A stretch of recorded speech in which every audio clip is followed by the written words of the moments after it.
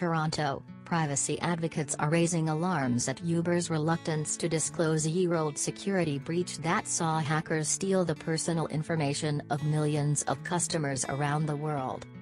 Uber admitted Monday that hackers stole names, email addresses and mobile phone numbers of 57 million riders but has still not said which customers had their data stolen, including the number of Canadians affected. The company specifies only that hackers took the driver's license numbers of 600,000 Uber drivers in the US, and said it took steps to assure the data had been destroyed but did not disclose the hack for close to a year. New York State Attorney General has confirmed it has opened an investigation into the breach, with state laws requiring companies to give notice if data is stolen. The company also faces potentially higher than usual fines from British authorities because the firm did not promptly disclose the hack. Canada does not have laws requiring disclosure of data breaches, but NDP public safety critic Matthew Duke said in an email that the Uber incident shows the need for them. This type of hack is once again a reminder that the government needs to listen to the Privacy Commissioner and implement fines for companies who treat Canadians' information this way.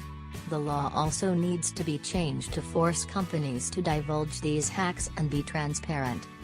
The company still has not provided any details on the number of Canadians affected despite multiple requests, going against the importance of transparency in these matters, said Sadia Morthy-Kobilan, Director of National Security at the Conference Board of Canada. That hiding of things, or that lack of communication over the breach, that is certainly a major concern for me. He said it's important for companies to proactively disclose data breaches so that individuals can respond, so that security experts can learn from the breach, and to retain the trust of customers. What we've seen is organizations which are upfront about what happened, they tend to retain the trust of users, whereas organizations that don't can be hit very badly. He said that it's impossible to ensure that data breaches don't happen, so companies need to be prepared for when they do, including how to communicate with users. In today's complex, interconnected world, it's impossible to have 100% security, so you also need to be prepared with what to do should something bad happen. The Uber breach is only the latest disclosure of numerous major data breaches in recent years involving prominent companies.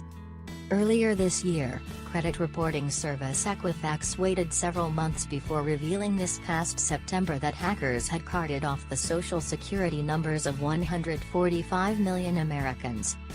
Equifax also did not immediately disclose how many Canadians were affected, even as it provided specifics about the number of Americans and Brits who were impacted. It later said only about 8,000 Canadians were affected.